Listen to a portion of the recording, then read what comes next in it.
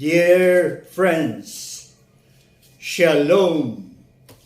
Welcome to our episode number 15 entitled Stop the Spiral. Peter's question concerning repeated forgiveness occasioned an answer from Jesus in the form of a parable. The parable of the unmerciful servant, recorded only by Saint Matthew, chapter 18, verses 21 to 35. The parable narrates two creditors in similar situations, but of opposite or contrasting behavior. Two creditors asking their respective debtors for payment, but both debtors unable to pay and consequently requesting delay in payment.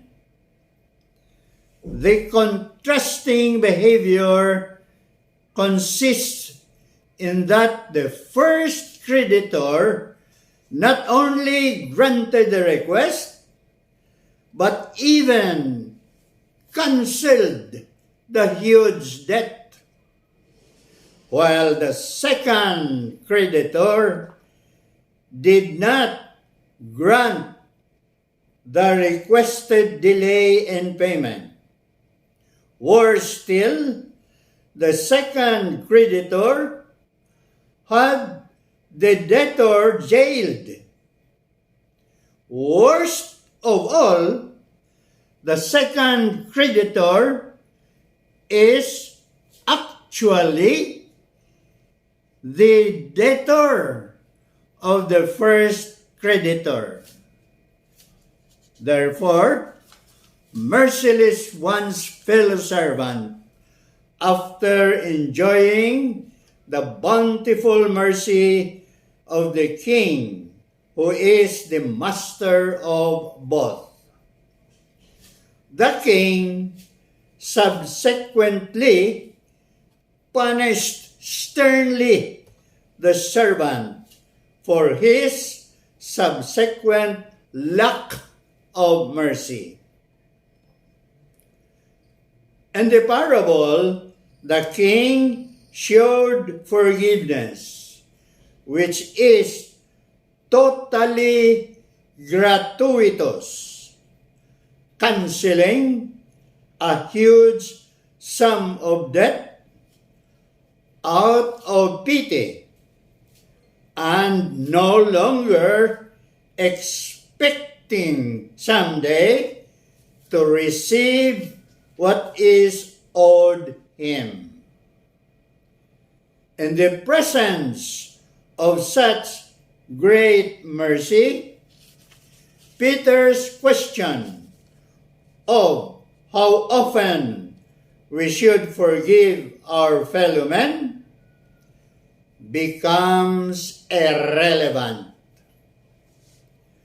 The theme of forgiveness is ever present in the whole sacred scriptures.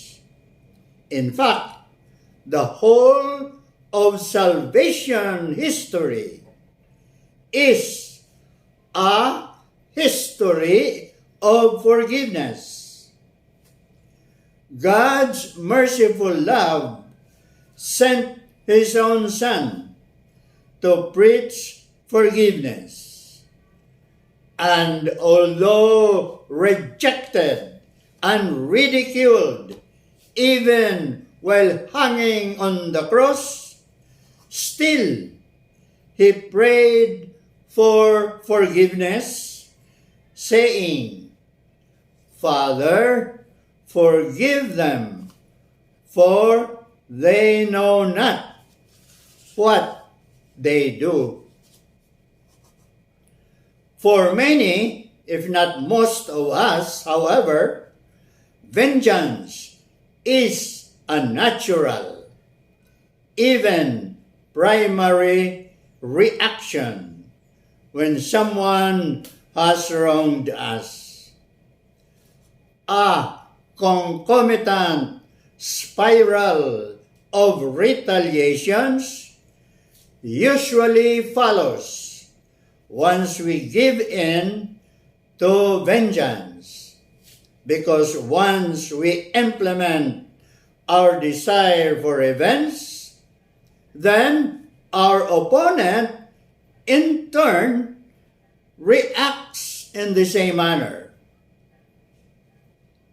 The parable offers us a sure recipe to stop the spiral of vengeful retaliations. And this is the way of forgiveness. Thank you for listening. Shalom.